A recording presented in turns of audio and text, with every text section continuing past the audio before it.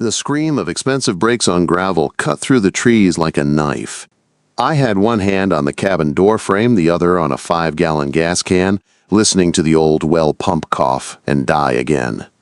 The air smelled like fresh-cut pine and cold metal, the kind of cold that makes screws squeal when you turn them. A black SUV slid sideways into my drive and stopped too close to the porch. It did not belong on this mountain. The paint was too clean, the tires too pretty. A woman stepped out like she was stepping onto a stage she did not want. She wore a baseball cap, dark hair loose under it, a white tank under an open flannel shirt. A duffel bag hung off one shoulder. The bag looked heavy. She looked like she had carried heavier things before. She took one long look at the cabin, then at me, then at the snowbank that had swallowed half my truck tire. "You're Beck Blackwood?" she asked. "Depends who's asking," I said. She adjusted her grip on the strap. The leather creaked. "Elena Corvus. The Trust sent me." The Trust. A paper word with real teeth. The Corvus Family Trust owned this land, this cabin, and the list of repairs I was working through. I stared past her to the SUV. Tinted windows. Engine still running. Someone inside watching. "Elena," I said, "your driver can turn around. This road is a dead end." Her jaw tightened. "He's not my driver." "Then he can still turn around," I said. She did not look back. She did not have to.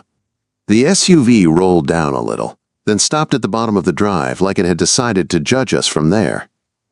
Elena exhaled through her nose, slow and controlled. "My family dumped me here to learn a lesson," she said. I set the gas can down. My gloves squeaked on the metal. "What lesson?" I asked. She glanced at the cabin again. Her eyes caught on the rotting corner log and the sagging gutter. "That. I can't buy my way out of problems," she said. I looked at her clean city shoes, at the SUV that cost more than my last 3 winters, at the duffel that did not match any of this snow and wood. "Then let me tell you the first rule," I said. "You don't break in my snow." Quote, "Blackwood Ridge sits high enough that storms make their own rules. Phones lie. Forecasts guess. The mountain decides. The cabin was not mine. It belonged to the Corvus Trust. The trustees hired me to keep it from falling into the trees. Winterize. Replace rotten logs. Fix the well pump. Patch the roof before the next blizzard sealed us in." I had been living out of my truck in the mudroom for a week, sleeping in a bag that smelled like diesel and smoke. Elena stepped onto the porch like she had never walked on wood that could flex under her weight. "You're staying here?" she asked, eyes moving over my tools and stacked lumber. "I'm working here," I said. "That's the same thing." "Not where I'm from," I said. Her gaze slid to the open pump access panel and the wet crescent on the floor, where the pump had spit water then given up. Her face stayed hard, but I saw the flicker of worry. "The well works?" she asked. "It will," I said. "How soon?" "When I'm done," I said. The SUV door opened down the drive.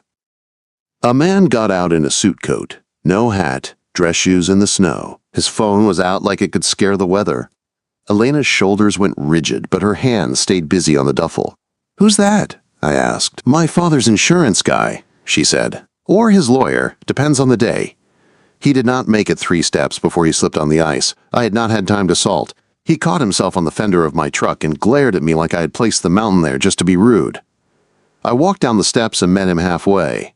"Denton, Mr. Corvus's office," he said, holding out a hand. I did not take it. "Road's bad," I said. "You shouldn't be here." He looked over my shoulder at Elena. "She shouldn't either," he said.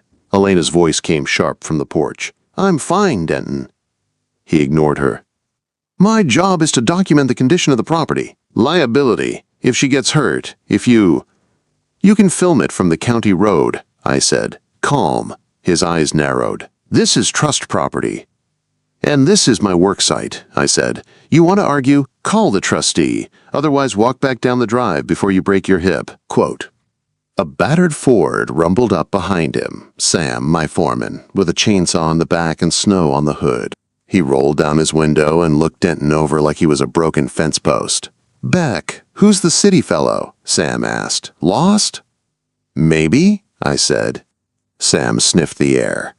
Storm's coming, he said. He'll learn. Denton's face went pink. He slid back down the drive, phone held out like a shield. The SUV turned and left. Elena watched them go. Her chin stayed high. Her eyes did not. When Sam pulled up to the porch, he tipped his hat. Ma'am. Elena nodded once, tight. Hi. Sam's gaze flicked to her duffel, her cap, the empty drive. He leaned close to me and muttered, That trouble? Maybe, I said. Smells like money, he said. Money always brings trouble. I heard that, Elena called. Sam shrugged. Then you heard right. By afternoon, freezing rain turned to wet snow. The sky went the color of a bruise. The trees creaked when the wind leaned on them.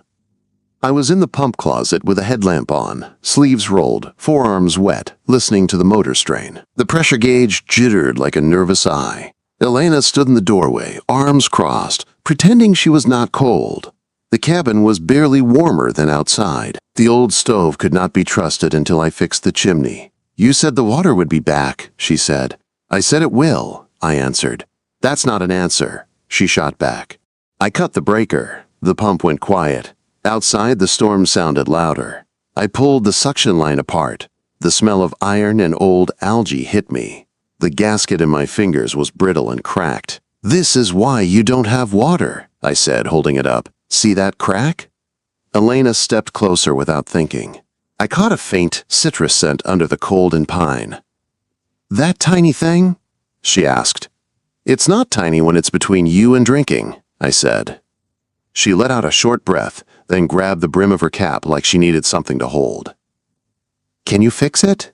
She asked, softer now. I can, I said, but I need parts. Then order them. Roads closing, I said. Trucks won't get up here for days. She looked past me at the empty shelves, blinked once, fast, then turned her face away so the porch light would not catch the shine in her eyes. I can't stay here without water, she said. You can, I said. You just don't want to. Her gaze snapped back to mine. You don't know what I want? I held up the cracked gasket again. I know you want this fixed. So do I. We're going to do it the ugly way. Her eyes narrowed. What's the ugly way? I pulled a strip of old leather from my bag and a tube of sealant. We make our own, I said. By nightfall, the cabin smelled like glue and wet wool. Snow slapped the windows. Sam had taken the truck back down before the road turned to glass. The SUV was gone. No more suits, no more cameras. Elena watched as I cut the leather and punched holes, her elbows tight to her sides. Her hands shook just a little. You do this for a living? She asked. I do what needs doing, I said. That's not a living, she murmured. I set the homemade gasket, tightened the bolts, and flipped the breaker. The pump grumbled, spit, then caught. The pressure needle climbed. Water rushed through the pipes. Elena walked to the sink and turned the tap. Rust, then clear. She held her hands under the stream like she did not trust it. Her eyes closed for half a second, her shoulders dropping. You're welcome, I said. She opened her eyes. How much? She asked. For what? For tonight, for the water. You're paying the contract through the trust, I said. That covers this. That's not tonight, she insisted. She reached into her duffel and pulled out a small box, opened it. A heavy watch glowed against the dark lining. Take this, she said. It's clean. It's mine. No strings. I did not touch it. I don't need favors, I said. I need a bill, she said, voice tight. Write it down. Materials, labor, all of it. I watched her hands shake, then I nodded once. Fine, I said. Then you work. Her eyes flashed. Excuse me? You want to pay? I said. You earn your way into the work. You don't stand in my doorway and throw jewelry at problems. I pointed at the dust mask hanging on a nail. You sand logs tomorrow? I said. You wear that. You do it my way. Elena stared at me like no one had talked to her like that in a long time. Then a small, sharp smile touched her mouth. Deal, she said. The next morning I knew she had meant it when she said, deal. At first light, the mountain was quiet and white. I stepped onto the porch with my coffee and saw her already there, standing by the stacked logs in my old work boots that were a size too big, mask hanging loose around her neck, hair tucked under her cap. "You're early," I said. "You said sand logs," she answered. "You didn't give me a time." I handed her a pair of gloves. "Then we start now," I said. I showed her how to brace the beam, how to hold the sander so it did not kick. She listened with that sharp focus I usually only saw in men trying to prove themselves on a job site. The first pass was rough. The belt jumped. Her arm jerked. "Let the tool work," I said. "You don't have to fight it." "I'm not fighting it," she snapped. I raised a brow. She adjusted her grip and tried again. This time the belt stayed steady. Fine curls of old wood fell at her boots. She watched them with a strange look, like she had never earned dirt under her nails before. By mid-morning, her shoulders shook from the effort. Her hairline was damp with sweat under the cap. Dust clung to her lashes in a light brown line. She did not complain. When her hands blistered, she wrapped them in tape and kept going. At lunch, I pulled the sander from her hands. "Enough," I said. Her eyes flashed. "I can keep working." "I know," I said. "That's why I'm stopping you." "I still need you useful tomorrow." She exhaled, tried to hide the relief in her face, and failed. I pretended not to see it. Inside, the cabin smelled like fresh pine and coffee. I put a pan on the small propane stove and heated soup straight from the can. It was not good. It was hot. She sat at the table with her elbows pulled in like she was trying not to take up space. When I set the bowl in front of her, she stared at it. "I didn't pay for this," she said. "You will," I said. "In labor."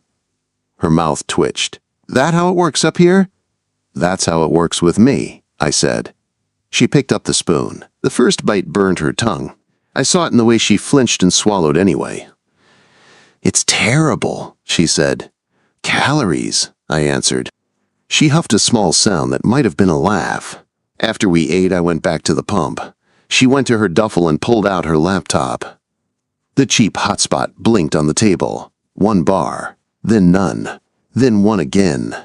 She opened files, spreadsheets, contracts. Her shoulders tensed in a way sanding had not caused. "You working?" I asked.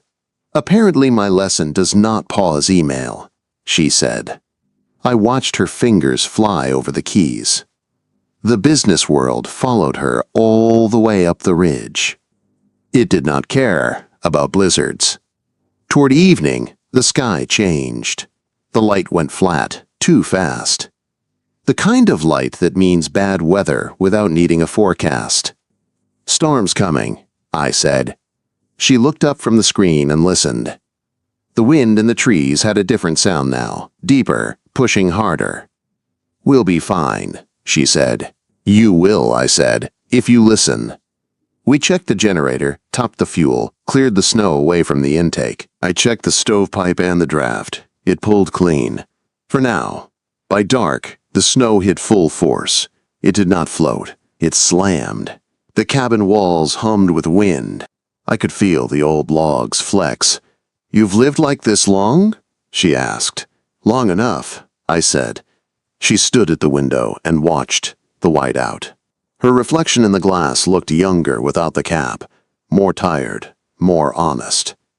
"My father used to bring us here," she said, "when I was small." "Before he locked it in a trust?" I asked. Her jaw tightened. "Before he decided everything is a tool," she said. "Including you," I thought, but I did not say it. Later, I stretched out in my sleeping bag in the mudroom, fully dressed. I do not sleep deep in storms. The house talks. You listen. Somewhere between one heartbeat and the next, I woke up to a wrong feeling. The air was heavy and dull. The generator outside coughed low. The smell in the room was not just wood smoke. It was thicker, stale. My head throbbed behind my eyes. "Damn," I muttered. I threw off the sleeping bag and pushed into the main room. The stove glowed, but the smoke was not going up the pipe. Thin gray fingers drifted into the room. The draft had turned in the wind. "Elena?" I called. No answer. Cold hit my chest that had nothing to do with the air. I crossed to the small bedroom and hit the door with my shoulder. It flew open. She sat on the floor next to the cold hearth, back against the wall, knees pulled to her chest. Her laptop was open on the bed, screen still glowing. A spreadsheet filled half of it. The other half showed an email draft. Her eyes were unfocused, like she was halfway out of the room. "Elena," I said. She turned her head slowly, like it weighed too much. "I'm fine," she whispered. Her skin was pale, lips slightly parted, breath shallow. Fine was a lie. "You're not," I said. I grabbed her wrist. Her pulse fluttered fast and weak under my fingers. "Up," I said. She tried to stand. Her legs gave. I wrapped an arm around her waist and pulled her up against me. Her hands grabbed at my sleeve, then fisted in it tightly. "Don't," she started. "I've got you," I said. The main room was a haze of faint smoke. I yanked the front door open with my free hand. The wind punched us in the chest. Snow spun into the cabin, sharp and clean. I hauled her onto the porch. The cold hit her face and she sucked in a breath like she had been underwater. "Sit," I said. She slid down with her back against a porch post, still gripping my sleeve. "What about you?" she asked, voice thin. "I have things to fix," I said. I went back inside, lungs burning. I shut down the stove, wrenched open the flue, forced the draft back. I grabbed a CO detector from my tool bag, slapped batteries in, and held it up. The alarm screamed a high, sharp sound that cut through the storm noise. Confirmation of what my head already knew. Outside, the generator coughed again. If it died, the pump would freeze, the pipes would burst, and everything we had fixed would crack. I pulled on my coat and boots and stepped into the storm. The generator sat behind a swollen drift, half buried. Snow clogged its intake. Exhaust blew straight toward the cabin, because the wind had shifted. My fingers went numb as I cleared the vents and shoveled snow away. I dragged the generator 2 feet into a better pocket and turned it so the exhaust shot away from the house. I stacked plywood and logs as a crude windbreak. The wind tried to steal every breath from me. When I pulled the starter cord, it fought. Once, twice, 3 times. On the 4th pull, it roared, back to life. My nose stung. When I wiped it, my hand came away red. By the time I made it back to the porch, the world felt slightly tilted. Elena watched me from where she sat. Her eyes were clearer now, her cheeks flushed from cold. "You're bleeding," she said. "It's the cold," I answered. "Your hands," she added, looking at my raw knuckles. I looked down. The skin was opened in thin lines, blood mixing with old scars and fresh dirt. "Occupational hazard," I said. I wanted to tell her she should go in, but the cabin still needed to breathe. I left the door cracked and the windows open a few inches to clear the air. The room would lose heat, but we would keep breathing. I sat on the porch beside her, leaving a few inches of space. The snow blew sideways beyond the small pool of light. For a while, we just sat and listened to the storm. "I didn't notice the smell," she said quietly. "I was reading the settlement terms. I thought my headache was stress." "It was the gas," I said. "Your body was trying to tell you to get out." She looked at me, eyes serious. "You did," she said. "You got me out." I shrugged one shoulder. "Storm does half the teaching up here," I said. "I just listen." Her hand slid from my sleeve to my forearm, fingers light but sure. It was the first time she touched me without bracing herself. "Thank you," she said. It was simple, no edge, no control in it, just gratitude. We stayed on the porch until my teeth started to knock. When the CO detector inside went quiet, I shut the door and closed the windows. The cabin filled with the softer sound of the wind outside and the steady hum of the generator. Later, as we checked the stove and moved our bedding closer to the safest wall, she looked at me over the top of her mug. "You teach like you're angry," she said again. "I teach like I want you alive," I said. Her eyes held mine a second longer than they needed to. "Then, keep teaching," she murmured. The storm kept pounding the ridge, but something in the space between us shifted that night. She was not just the rich woman sent to learn a lesson. And I was not just the man hired to keep her walls standing. We were stuck on a mountain, sharing air, work, and now a near miss with death. And the lesson her family wanted her to learn was not the one she was actually learning. The days after the storm fell into a hard kind of rhythm. In the morning, I checked the generator, the pump, the stovepipe. I walked the roofline and listened for any wrong sounds in the old wood. Then we worked. Elena sanded logs until the new faces of the wood showed clean and bright. She wore the mask without me having to remind her now. Her hands were taped where the blisters had split. She moved slower, but she did not quit. "You can stop," I told her once. "So can you," she said. Fair enough. At lunch, we ate whatever I could heat on the stove: soup, eggs, dry toast. It was not pretty, but it kept us standing. She always tried to pay for it in the same way. "What do I owe you for today?" she asked. "You already paid," I said. "You did your hours. I used your water, your fuel, your food. You also used my sander," I said. "Call it even." At night, the cabin changed. The tools went quiet. The air warmed. The storm sounds faded into a steady hum. That was when her other life came out. She sat at the table with her laptop in that weak little hotspot. The light from the screen lit her face in a way the fire never had. She looked younger there. Also older. The kind of tired that does not come from lifting boards. She scrolled through documents, zoomed in on numbers, wrote in a yellow legal pad with neat, tight printing. I walked past once and glanced at the top line. Term sheet, Corvus/Global Freight Merger, it said. "You're working on your father's deal up here?" I asked. "I'm working on his trap," she said. Her voice was calm, but the pen in her hand tapped a little too fast. "I thought he sent you to learn humility," I said. "He sent me to be quiet," she replied. "I don't do quiet well." I watched her for a second. The mountain had stripped away the expensive edges. There was no makeup now, no perfect clothes, no city glow. Just a woman in worn flannel, and my old boots, frowning at contracts by lantern light. "You have service for that?" I asked. "Barely," she said. "Just enough to download, not enough to gossip." "Lucky for you," I said. One clear afternoon, between smaller snow showers, we were up on the roof, breaking ice off the gutter line with flat bars. The sky was bright and hard. The air felt sharp in my lungs. I heard the engines before I saw them. Not Sam's truck. Too smooth. Two newer pickups crawled up the road and stopped at the bottom of the drive. Two men got out. Hard hats, company windbreakers, clipboards. One of them had a small camera strapped to his chest. Elena went still beside me. Her fingers tightened around the bar. "Who are they?" I asked. "Compliance," she said. "Or my father's messengers. Same thing." I climbed down the ladder before they could reach the steps. Snow crunched under my boots as I met them halfway. "Can I help you?" I asked. "Beck Blackwood?" Clipboard asked. "That's me," I said. "We're here on behalf of Corvus Global," he said. "Site inspection, property risk assessment."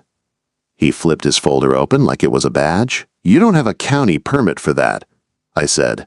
"This is a contracted restoration site. You need permission from me or from the trustee."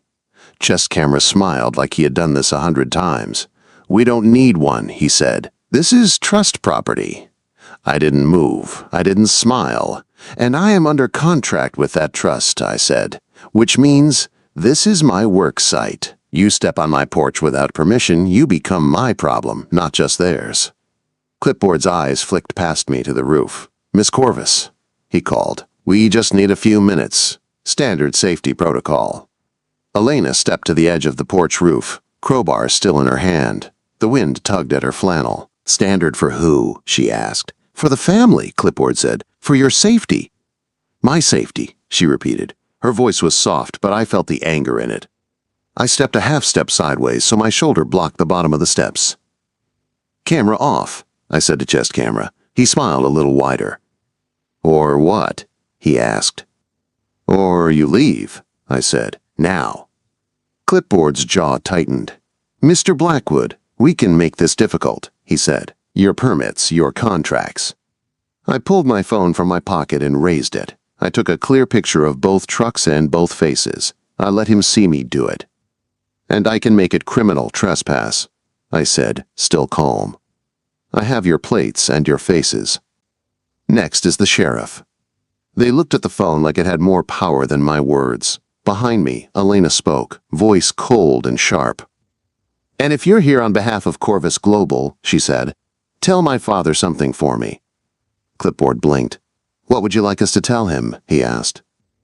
"Tell him I've been reading his merger documents," she said. "And I'm not learning his lesson. I'm learning his math." The wind gusted. For a moment, no one spoke. Chest camera shifted. His smile slipped. Clipboard swallowed. "We'll reschedule," he said finally. "No," I replied. "You'll leave." They did, slowly, watching us like they still expected us to break. But they left. When the trucks disappeared around the bend, I turned back to the porch. Elena was still standing there, crowbar in hand. Her shoulders were stiff, eyes fixed on the road even though there was nothing there now. "You didn't have to do that," she said without looking at me. "I did," I said. "They weren't here to protect you. They were here so you would feel alone." She looked down at me. Something in her face softened and sharpened at the same time. "I'm not alone," she said quietly. The next big blizzard hit 2 nights later. Not the hard, violent kind like before, but slow and heavy. The snow kept falling and did not stop. The road closed. Sam called on the radio to say no one was going anywhere for a while. We worked anyway. We checked the roof, the pump, the stove. At night, the cabin felt smaller but safer. The CO detector stayed silent. I checked it twice anyway. Elena sat at the table with her laptop as the wind howled outside. The hotspot blinked. She cursed at it, then laughed once at herself for caring. "What are you doing exactly?" I asked, nodding at the screen. "Audit," she said. "Of what?" "My father's deal," she said. "He used the trust as collateral without telling anyone. He parked risk where he thought no one would look." "Here," I said. "Here," she agreed. Her fingers moved over the keys, pulling numbers from one file to another, matching dates, tracing lines. "I thought they dumped you here to get you out of the way," I said. "They did," she said. "They forgot I can work from anywhere." She opened a new document. I saw the title at the top. "Injunction Draft. Corvus Trust versus Corvus Global," it read. "You're going to court?" I asked. "I'm sending our attorney everything he needs," she said. "Board minutes, drafts, side letters. If my father wants to play games with the trust, he can do it in front of a judge." Quote. I watched her circle 3 numbers on the legal pad. She traced around them with the tip of her pen again and again, like they were a target. "What are those?" I asked. "Debt covenants," she said. "He breaks those, the lenders get spooked. He can't risk that, so he gives me what I want, or I pull the alarm." "What do you want?" I asked. She looked up at me, eyes dark and clear. "Clean title," she said. "Freedom from the trust. This cabin in my name. No more leash." The stove popped. Snow hit the window in soft thumps. The mountain listened. "You're going to trade his own math back at him," I said. "Yes," she said, "and he is going to hate that I learned it on a ridge in boots that don't fit me." I did not smile, but I felt something warm in my chest that had nothing to do with the fire. Later that night, after she sent another long email and cursed the upload speed, she closed the laptop and just sat there. No screens, no numbers. "What?" I asked. She shrugged one shoulder. "I keep thinking about what happens after," she said. "After what?" I asked. "After I win," she said, like it was not even a question anymore. "Then you go back," I said. "Big office, city lights, good coffee." She studied my face. "And you?" she asked. "I keep working," I said. "Cabins do not fix themselves." Her mouth curved. "You turned down that Montana contract," she said. "Sam told me." It was real money. "I've had real money," I said. "It leaves." "So what are you building?" she asked. "Something that stays," I said. "Something I can look at and say I did that. With my own hands." Her eyes dropped to my hands. The skin was split and rough. Scars crossed my knuckles like old maps. "You're not doing all this because you want me," she said quietly. I stepped closer, slow, so she could move away if she wanted. She did not. "I do want you," I said. My voice came out rougher than I planned. "But I'm not here to buy you or save you. You're already saving yourself." Her breath caught. Her fingers curled around the edge of the table like she needed something to hold on to. "Then why are you here?" she asked. "Because when you walked out of that SUV, you looked like someone who had never been allowed to stand on her own ground," I said. "And I wanted to see what you would build if it was actually yours." Silence stretched between us. It was not empty. It was full of storm wind and wood smoke and everything we had not said yet. She stood up slowly. We were close now. Close enough that I could see the small freckles on her cheek, the tired lines at the corner of her eyes. Her gaze drifted to my mouth, then back up. Her hand lifted, hesitated, then settled at my collar, thumb brushing the fabric once. "You're going to hate my father," she said. "I don't waste time hating men who don't show up," I answered. Her mouth twitched. Then her eyes turned serious again. "He's going to show up," she said. I nodded. "Let him," I said. She studied my face one last time like she was checking the frame before she trusted the roof. "Tomorrow," she said, voice low. "If the road opens, the plow brings mail. If he signed what I demanded, my freedom is in that bag." "And if he didn't?" I asked. Her jaws set. "Then I burn the deal to the ground," she said. The mountain hummed around us. The storm moved farther down the valley. Inside the cabin, the air felt tight and electric. Whatever came in that canvas mailbag, it was not just going to change her life. It was going to change mine, too. Sam showed up the next morning the way weather does in the mountains. No warning, just the low rumble of his truck, then the flash of his blue parka through the trees. He stomped up onto the porch, snow on his shoulders, canvas mailbag in one hand, thermos in the other. "Road's open for now," he said. "Figure I'd bring the fun stuff before it closes again." He dropped the bag on the table with a heavy thud. Envelopes slid inside like stacked stones. Lena froze in the doorway. She had a mug in her hand. Her fingers tightened around the handle until her knuckles went white. "That for me?" she asked. Sam nodded. "Two with your name, one with his," he said, jerking his chin at me. "County stuff. No ticking sounds. You're safe." Quote. He winked, then went back outside to check the ridgeline, which meant, "Give us space." I stood on the other side of the table. The room felt smaller. "Which one is it?" I asked. She dug through the bag. Bills, flyers, one thin envelope from a bank. Then she found it. The overnight envelope, with the big firm name on the corner, and her father's world, printed in small, neat letters. She set it down like it might jump. "You want me to open it?" I asked. "No," she said, and I heard the crack in her voice. "If it's bad, I want to be mad at the right person." She slid her thumb under the seal and tore it in one clean motion. Paper slid out, thick and official. The first page was a letter. She skimmed it fast, eyes moving like they were pulling data, not words. Her breath hitched. "What?" I asked. She handed me the letter without speaking. Her finger tapped one line near the top. "Enclosed, please find the executed deed transferring full title of Blackwood Ridge, parcel 47B to Elena Corvus, free and clear of trust encumbrances," it said. "Settlement terms as agreed." Quote. I flipped to the next page. Deed, her name, no trust, no et al., no leash. "It's done," I said. She didn't move. "Elena," I said, softer, "you did it." She set both hands on the table, leaned over the papers, and closed her eyes. For a second, I thought she might cry. She didn't. Her shoulders shook once, then settled. When she opened her eyes, they were wet but bright. "He signed," she said. "He gave up the cabin. He released the trust from the deal. He actually did it."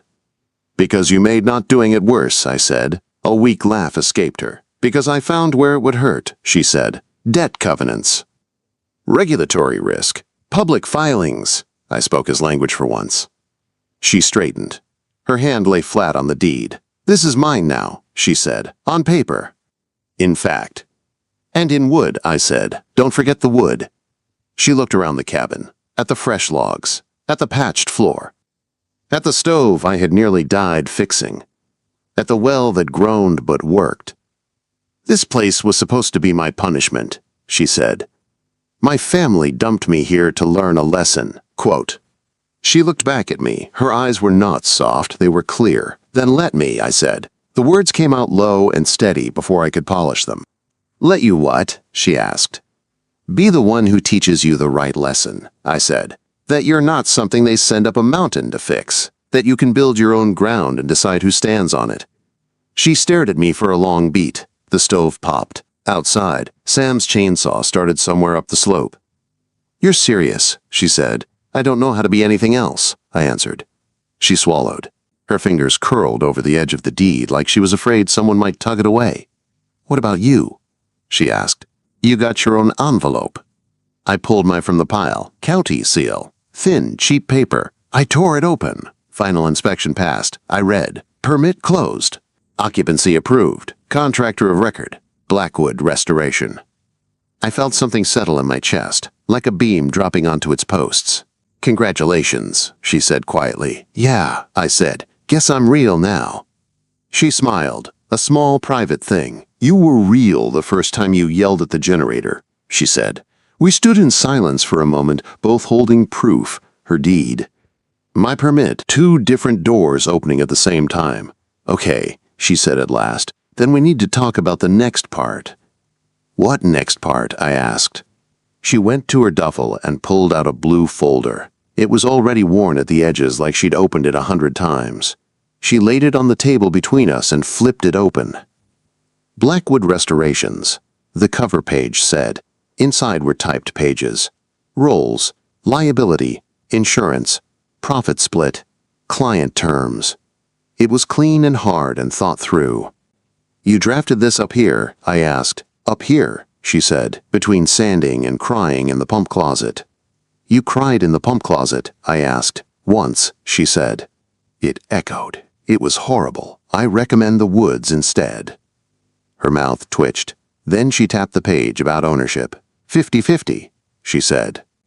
"I handle the money, the contracts, the clients, who send compliance spies instead of saying what they want. You handle the work, the crews, the wood, the things that break at 3 a.m.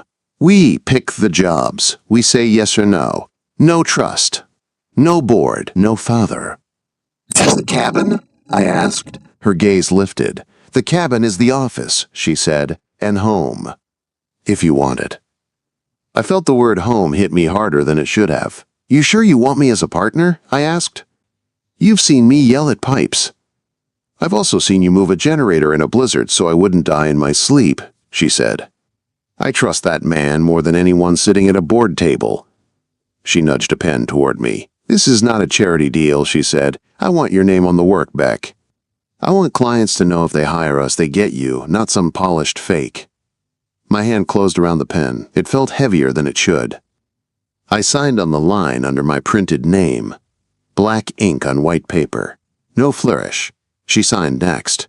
Her signature looked sharp, like a line of mountains. "Partners," she said.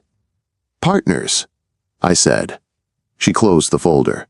Set it aside like something settled, not fragile. Then she stepped around the table. The air shifted. She stopped in front of me, closer than client distance. Her hand lifted, fingers brushing the line of my jaw. Rough skin and rougher beard. "You're not just my contractor anymore," she said. "You know that, right?" "I figured," I said. "Most contractors don't get this many death stares from compliance." She huffed a soft laugh, then her eyes turned serious again. "I don't know how to do this," she admitted. "Not business, not leverage. This." She gestured small between us. "Same way you did the pump," I said. "Ugly and honest. One piece at a time." Her lips curved. "You make romance sound like plumbing," she said. "I make it sound like work," I said. "The kind that's worth it." She took a breath like she was about to jump into cold water. "Then here," she said. "This is my first piece." She slid her hand to the back of my neck, pulled me down, and kissed me. It was not careful this time. It was slow and sure and deep. No panic. No storm. No compliance truck at the bottom of the drive. Just heat and the smell of pine and coffee and this woman who had walked up my mountain and decided to stay. My hands went to her waist. Solid grip. Not to hold her in place, but to tell her I was not going anywhere unless she told me to. She didn't. When we finally broke, her forehead rested against mine. Her breath was warm against my mouth. "My family dumped me here to learn a lesson," she said again, softer now, almost a joke. "Yeah," I said. "And you did." "What lesson is that?" she whispered. "That you can build your own life out of old wood and bad paperwork," I said. "And you don't have to do it alone." Her hands tightened in my shirt. Her laugh broke into something that might have been a sob if she had let it. "Stay," she said. "Already here," I replied. Later, when Sam came back in with snow on his boots and a question about the ridge, he found us at the table. Papers spread out. Deed, permit, partnership contract. Coffee mugs. My tool belt hanging on the chair. Her laptop closed for once. He took one look at our faces, at the way her hand rested on my forearm, and shook his head with a slow grin. "Knew this place was worth saving," he said. I glanced at Elena. Her ring finger was still bare, but her hand was steady. "Yeah," I said. "It is." Outside, the snow on the roof settled. Inside, the cabin felt less like a test and more like a beginning.